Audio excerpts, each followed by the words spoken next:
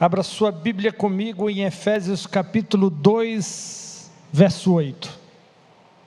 Efésios 2, verso 8.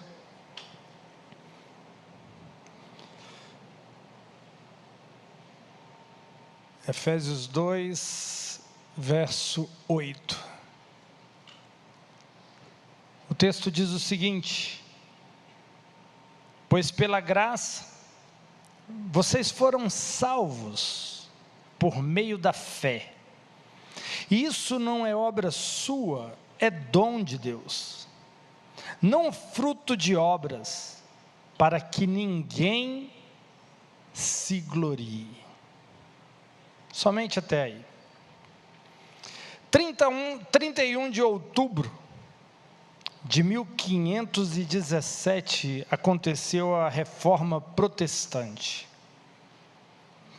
Através de Martinho Lutero, um monge alemão estudioso, ele prega suas 95 teses na porta da igreja do castelo de Wittenberg, na Alemanha. Um dia especial, porque foi nesse dia que a restauração do Evangelho da Graça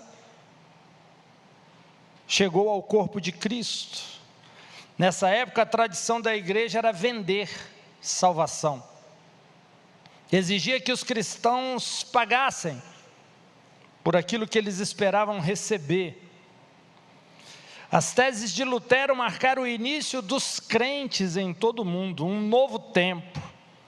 Redescobriu o Evangelho da Graça, o verdadeiro Evangelho de Jesus Cristo, que declara: somos salvos e justificados somente pela graça, somente pela fé e somente em Cristo.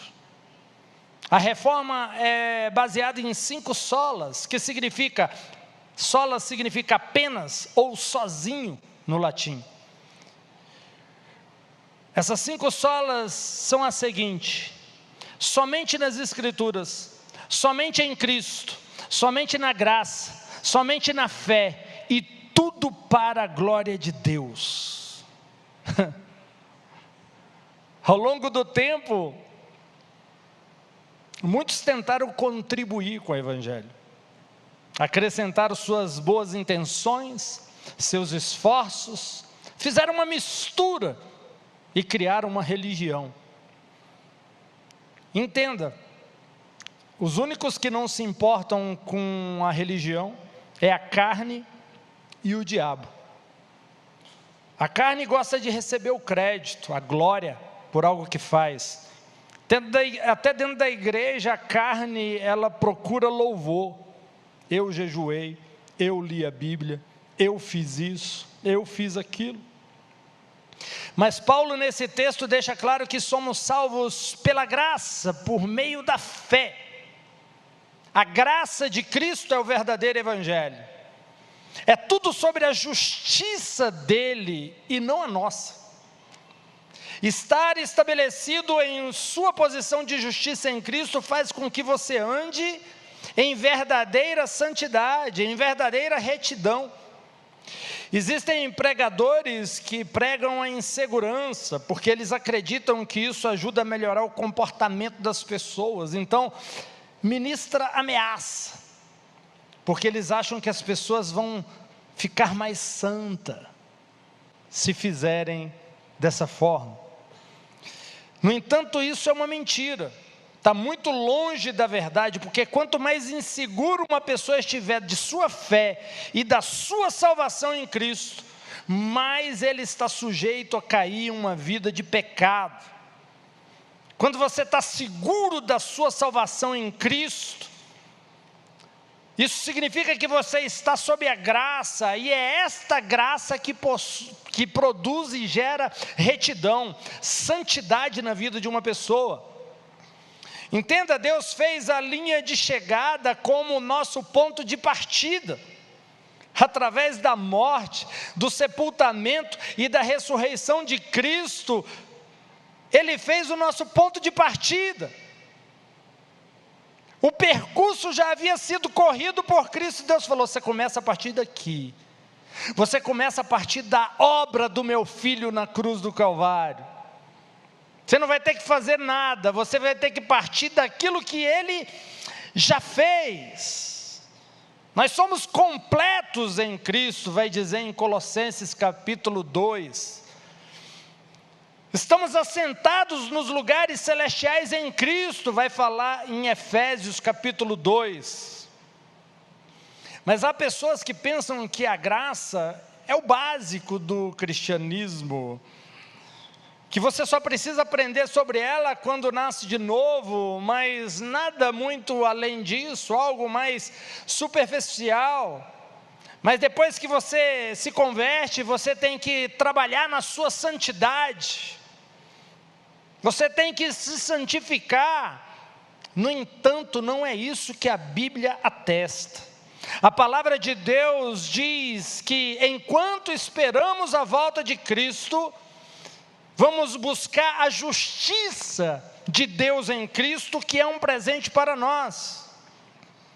E com isso, nós vamos fugir das concupiscências da carne. Olha só, 2 Timóteo 2, verso 22. Foge também das paixões da mocidade, e segue a justiça, a fé, o amor e a paz, com os que com o coração puro invocam o Senhor. A retidão é um presente de Deus, ela é recebida, ela não é conquistada. Não há como você se tornar justo por algo que você fez, somente pelo que Cristo fez. Existe uma caminhada progressiva para fora da santidade, mas a justiça não é progressiva, ela é completa. Fomos feitos justos de uma vez por todas, por meio da obra consumada de Jesus Cristo na cruz do Calvário. E só quando descansamos nessa posição de justiça, é que podemos andar na verdadeira santidade. Para louvor da glória de sua graça, pela qual nos fez agradáveis a si no amado, diz Efésios 1, verso 6. A palavra aceito aqui é a palavra grega charito, que significa altamente favorecido. Não apenas aceito em Cristo, mas aceito no amado.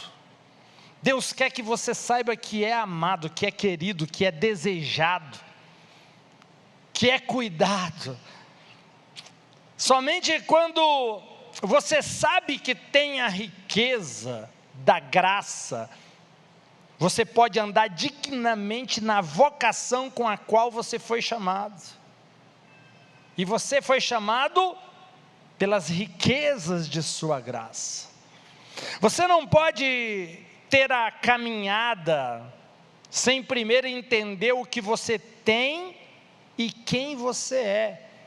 Não tem como você ser um bom cônjuge, um bom pai, um bom funcionário, um bom patrão, se você não entende o que você tem e quem você é em Cristo. Antes de podermos andar, temos que aprender a sentar. O evangelho, o cristianismo começa com se assentar em Cristo nas regiões celestiais. Descansar na obra consumada de Jesus, que nos tornou justo. E quanto mais seguro você estiver na riqueza dessa posição em Cristo, mais você vai ter sucesso, crescimento e bênçãos na sua caminhada diária. Não estamos nos esforçando para nos aproximar de Deus por meio de nossas obras. Nós já estamos perto de Deus, nós estamos assentados em Cristo nas regiões celestiais, do ladinho do Pai.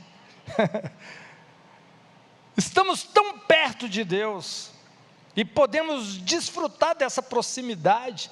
Mas se você não tem essa consciência, se você não tem esse conhecimento, você não usufrui.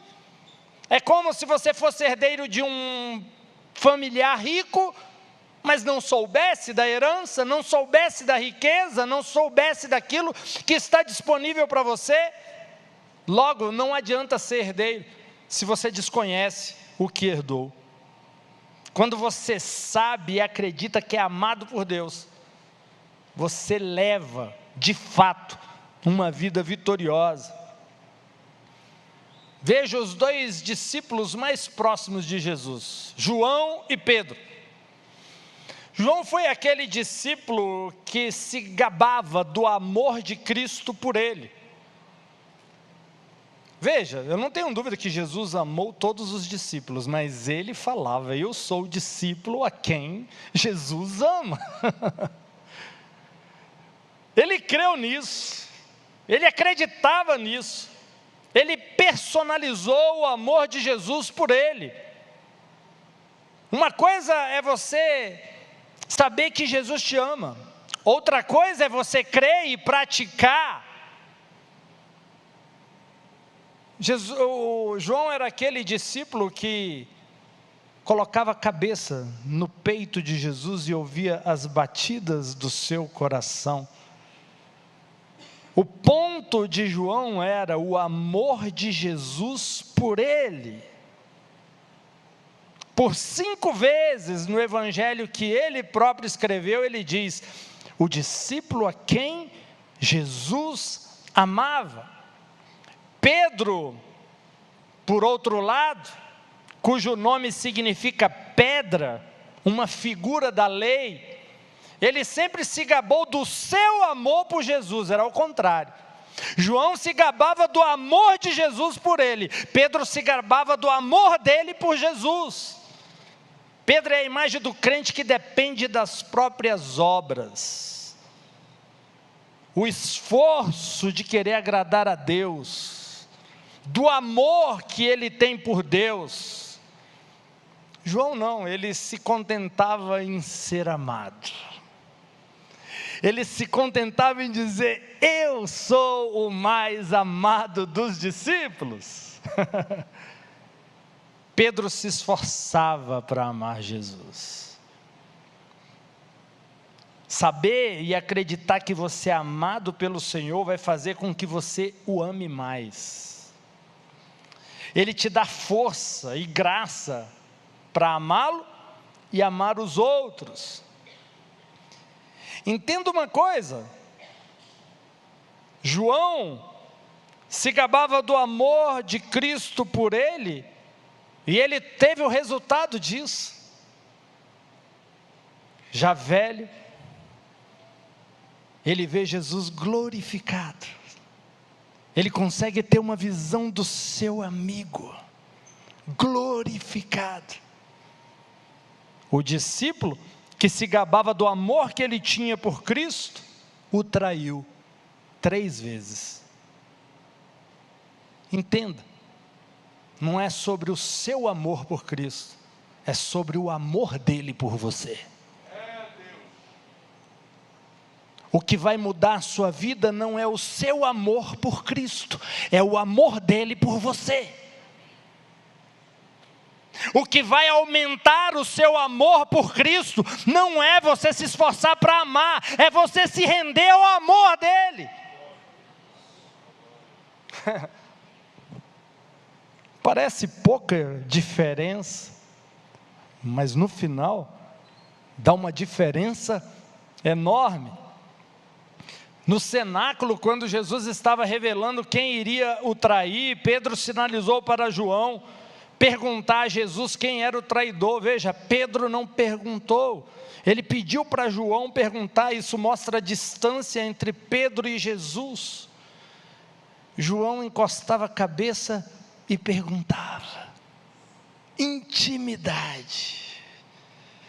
O Urim e o Tumim são 2 pedras preciosas que se encontravam no peitoral das vestes do sumo sacerdote. Essas 2 pedras representam orientação perfeita e luz divina. Quando João encostava a cabeça no peito de Jesus, o nosso sumo sacerdote, ele recebia instruções e orientação. A frase, o discípulo a quem Jesus amava, foi citada por João. Veja, João 21, verso 20. Então Pedro, virando-se, viu o discípulo que Jesus amava seguir, que também se apoiava em seu peito durante a ceia, e disse: Senhor, quem é aquele que te trai? Pedro, vendo-o, disse a Jesus: Mas Senhor, e este homem? Pedro viu João com Jesus e questionou Jesus sobre João. E a resposta do Senhor a Pedro foi simplesmente: o que é isso para você? Pedro, me segue. O que é isso, Pedro? Me segue. Pedro teve que ser instruído a seguir Jesus. João já o seguia. Não teve que ser instruído, ou ordenado, ou pedido. Ele já estava fazendo isso. Ao receber o amor de Jesus, você tem intimidade, você é guiado, você é direcionado, você tem luz, entendimento, e você segue, serve, e tem uma vida de relacionamento com Ele, sem esforço. Tem gente que se esforça, não é por força, é pelo Espírito, não é na sua força. Tem que ser leve, tem que ser suave, porque é no poder dEle. Amém? A graça sozinha ensina você a viver santo. Santo é separado, separado do mundo. Alguns na igreja têm a crença que a graça é contrária à santidade. Se você acredita na graça, então não acredita na santidade. A verdade é que só a graça pode nos ensinar a verdadeira santidade. Tito capítulo 2, verso 11 vai dizer: porque a graça de Deus, que traz a salvação, apareceu a todos os homens, ensinando-nos isso, negando a impiedade e as concupiscências mundanas. Quem é que ajuda o homem a negar as concupiscências mundanas? A graça de Deus. Quem é que ensina o homem a ser santo aos olhos de Deus? A graça. A graça de Deus nos ensina. Ela é uma professora incrível. Ensina de dentro para fora a viver uma vida santa, sem peso. Você já viu quando a pessoa tenta evitar o pecado, e ela sofre para evitar o pecado, e ela sempre cai? É porque não está dependendo da graça para ser santo. Então é pesado, então é dolorido, é cansativo, é muito esforço e pouco resultado. Agora, quando você depende, não tem nada a ver comigo, mas tudo a ver com Ele. Romanos 6, verso 14 deixa claro isso. Quando estamos sobre a graça, o pecado não terá domínio sobre nós. Não tem como dissociar santidade da graça. O próprio apóstolo Paulo afirma: se você não estiver debaixo da lei, mas estiver debaixo da graça, o pecado não terá domínio sobre você. Então, estar sob a graça é viver de verdade a santidade. Exemplo: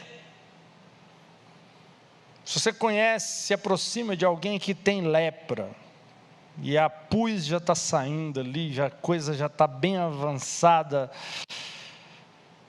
e a pessoa diz: não, isso aqui é só um negocinho na pele aqui que está saindo, isso aqui não tem muita coisa não.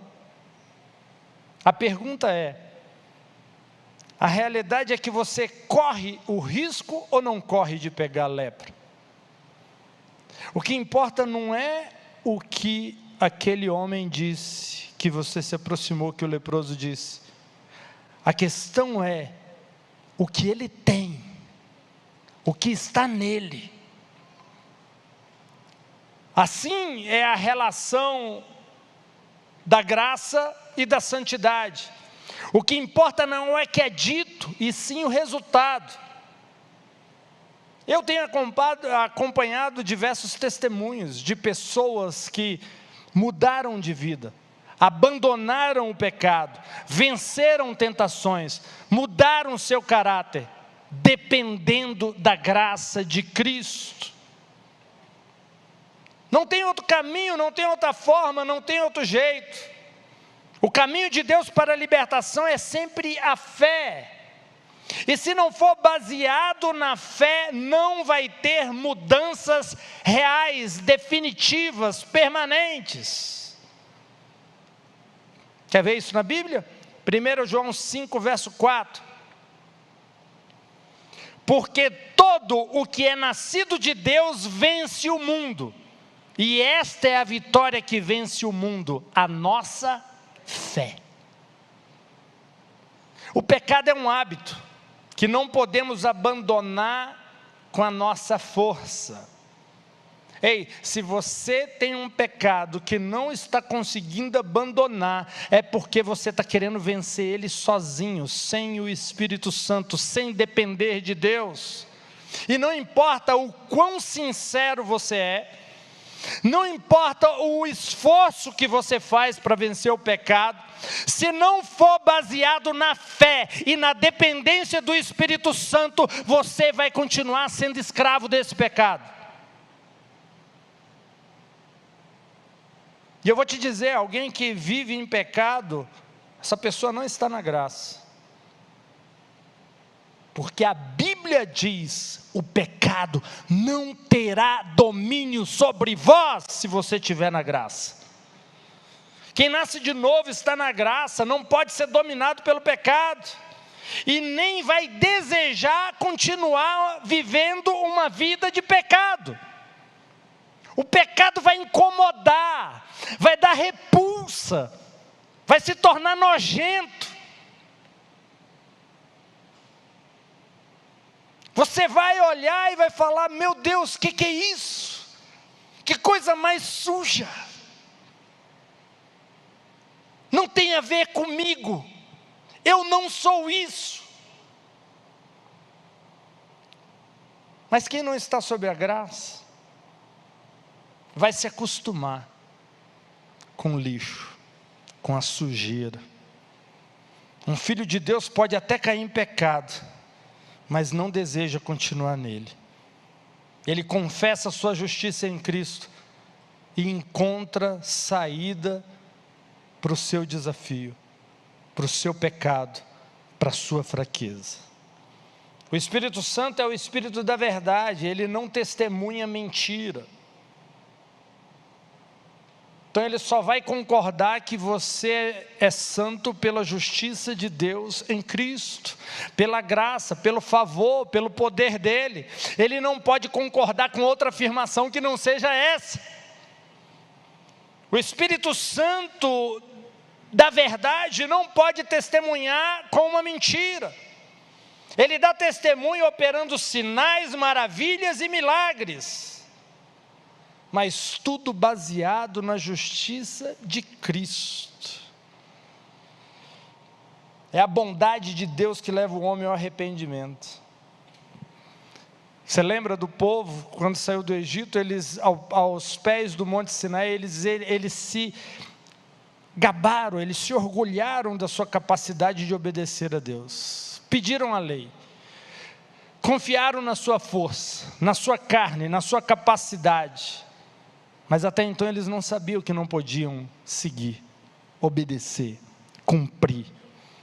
Deus tira os filhos de Israel do Egito baseado na graça. Deus não tirou aquele povo do Egito baseado no comportamento deles, baseado na santidade deles.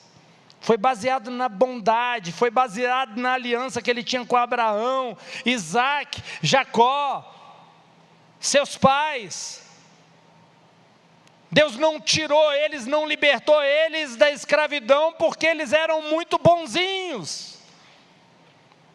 Entre o Egito e o Monte Sinai, o povo de Israel murmurou, pecou, e não houve consequência. Não há registro de Deus punindo o povo por isso. Incrível. Leia depois.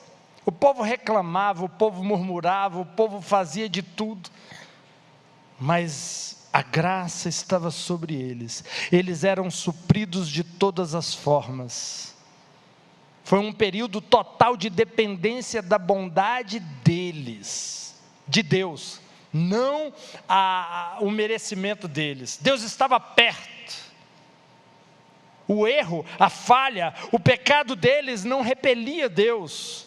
Na verdade, Deus estava cuidando, Deus estava tratando, Deus estava tentando arrancar a sujeira, limpar. Graça tem tudo a ver com a fidelidade de Deus. Tudo dele, nada nosso. O povo de Israel achou que podia obedecer a Deus, e quando a lei desce, eles fazem um bezerro. Esse é o nosso Deus, e começam a adorar aquele bezerro. Toda vez que você acha que pode viver com a força do seu braço, você vai terminar fazendo um bezerro para adorar. Mas quando você depende em tudo na sua vida somente dele, o nome dele vai ser adorado.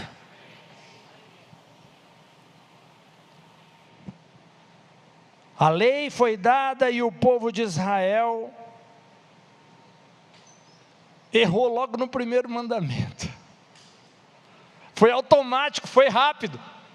A lei acabou de chegar, logo no primeiro mandamento já tropeçou. Não terás outros deuses diante de mim. Fizeram um bezerro. Veja que não houve bezerro de ouro antes da lei. O bezerro de ouro surgiu depois da lei. Pela lei vem o conhecimento do pecado. Não vem o conhecimento da justiça e da santidade. Pela lei vem o conhecimento do pecado. Romanos 5, verso 20. Olha o que diz, preste atenção. Além disso, entrou a lei para que a ofensa, o pecado abundasse. Mas onde o pecado abundou, a graça superabundou. Uau! Onde o pecado abunda, a graça transborda. A graça sozinha produz a verdadeira santidade, o verdadeiro arrependimento.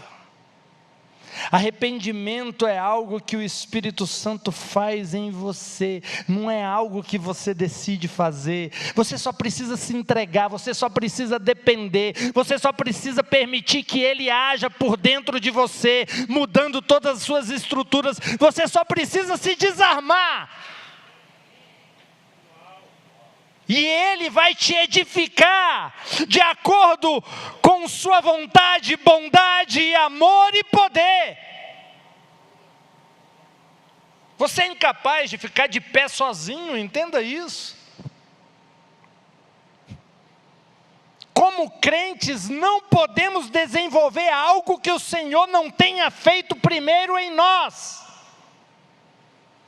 Se Ele não fez, não adianta você tentar fazer, não vai ficar de pé.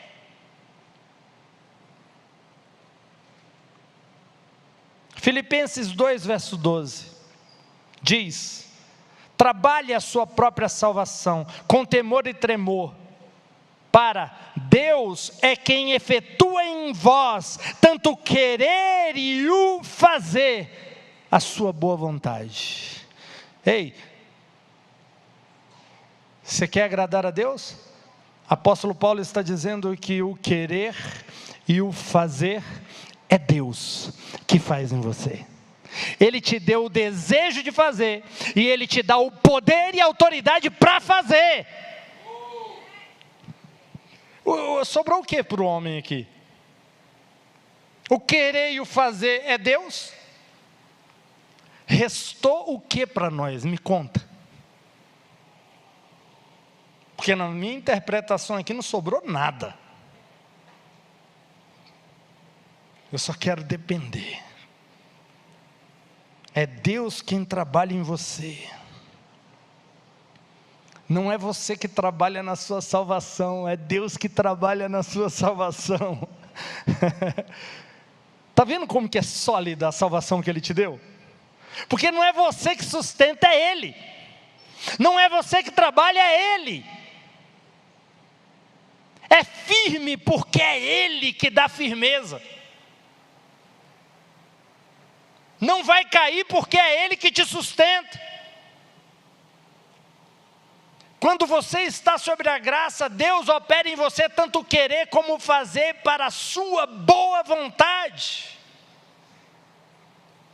Descanse na obra consumada de Jesus.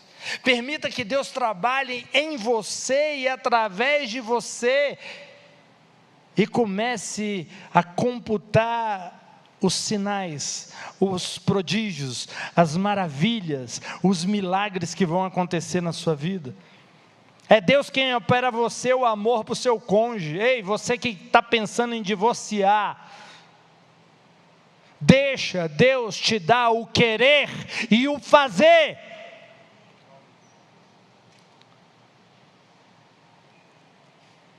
Está querendo divorciar porque o coração é duro. Recebeu perdão sem merecer e não perdoa. Quer receber de graça de Deus, mas não dá de graça para o seu cônjuge. Como diz o ditado, só venha a nós o vosso reino, nada. Ei, o que você recebeu de graça, dê de graça.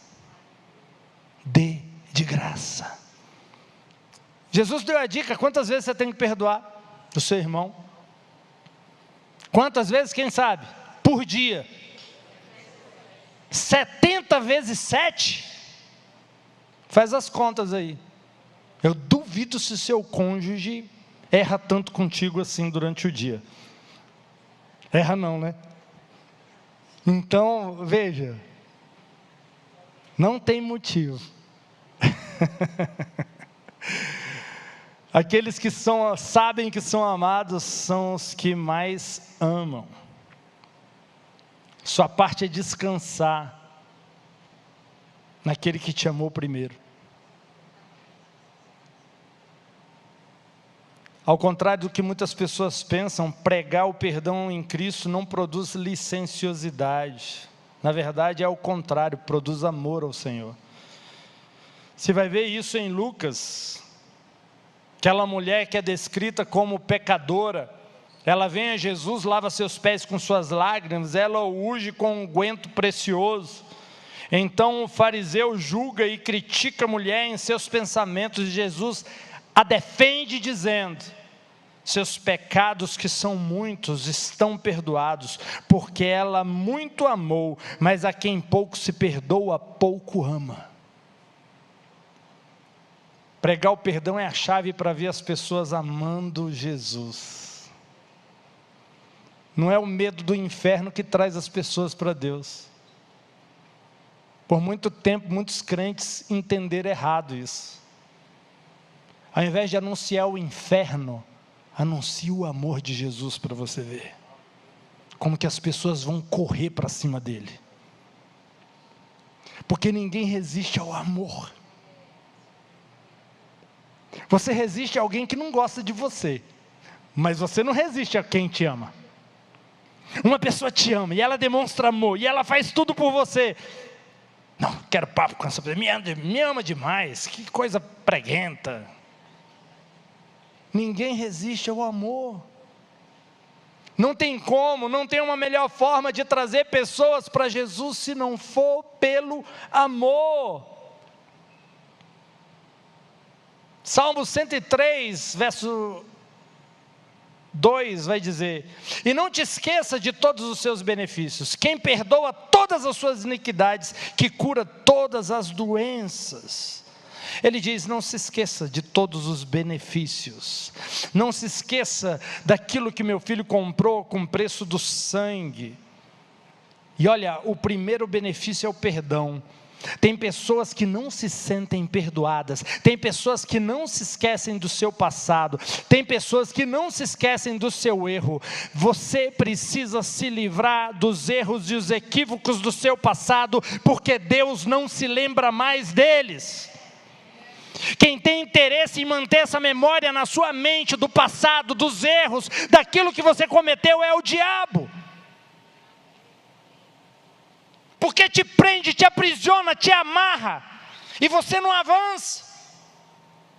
Não tem como você desfrutar de uma vida abundante se achando que você tem dívida, achando que não pagou, que não quitou. A verdade é que o perdão precisa ser pregado em sua plenitude. Em Atos 4, verso 33 vai dizer: e os apóstolos davam com grande poder testemunho da ressurreição de Jesus, e em todos eles havia abundante graça. Eles pregavam com poder, e neles havia abundante graça. Pensa as pessoas perceber que tem uma graça abundante em você. Mas para isso te encher e transbordar, você precisa absorver, crer. Você precisa se encher para transbordar. Lembra do jovem governante rico de Lucas, que veio ao Senhor? Ele chegou se gabando que guardava todos os mandamentos. A pergunta dele foi: bom mestre, o que devo fazer para herdar a vida eterna? Era um religioso, não era? O que eu tenho que fazer? Aí Jesus disse o que ele precisava fazer com base na lei, já que ele chegou com a lei. Crê no Senhor Jesus e será salvo tu e a tua casa. Mas não foi isso que Jesus disse para ele, porque ele chegou com legalismo, ele chegou com religiosidade. O que eu tenho? Porque ele se gabava, ele achava que era perfeito no cumprimento da lei. Então, o que eu preciso fazer, bom mestre, para herdar a vida eterna? Ele esperava um elogio. Só que Jesus olhou para ele: o que você tenta comprar não está à venda. Ei, nada de Deus está à venda e tem preço. Se você tentar comprar qualquer coisa de Deus, se prepare para não ter, se prepare para não receber, porque Ele não está vendendo nada, tudo é de graça. Amém? Deus deu a lei para o homem para levar ele ao fim de si mesmo, para esgotar suas possibilidades, para ele ver as suas forças esgotadas. A lei é dada com o propósito do homem conhecer o pecado, reconhecer a necessidade de um Salvador. Mas depois disso, que ele encontra o Salvador, ele está sobre a graça, e a vida nova, e tudo se faz novo, e a santidade passa a ser o resultado de sua nova natureza, fruto do Espírito. A santidade produzida pela graça é fruto do Espírito. Olha só, Gálatas 5, verso 22. Mas o fruto do Espírito é amor, alegria, paz, longanimidade, benignidade, bondade, fidelidade, mansidão, domínio próprio. Quem não consegue se libertar do pecado tem domínio próprio? Logo, santidade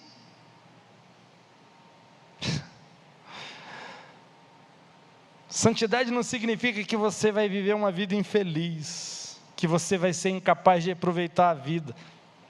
Há alegria em ser santo quando o fruto é do Espírito, isso não vai te cansar.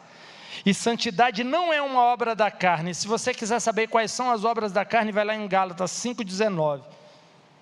Agora são as obras da carne: adultério, idolatria, ódio, e por aí vai. Porque tem gente que quer falar que a santidade é uma obra da carne, é algo que você faz. Então tinha que estar lá na lista. As obras da carne, santidade, não está.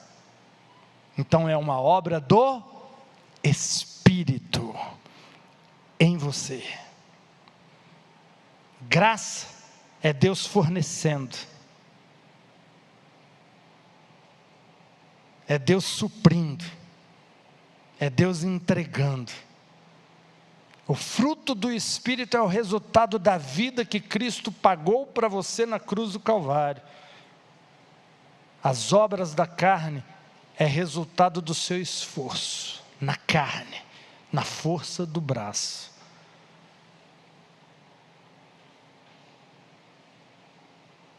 Tem coisas que você não vai vencer só. Na verdade, nada. Jesus, ele disse: sem mim, nada podeis fazer.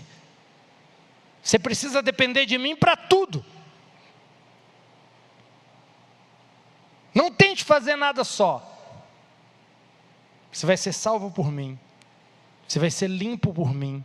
Você vai ser santificado por mim. Você vai vencer por mim. Tudo pelo meu poder em você.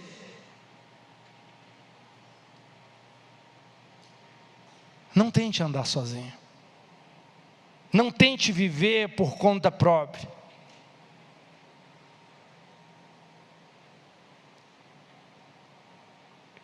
E não tente comprar nada dele. Mas se coloque na posição de receber tudo dele.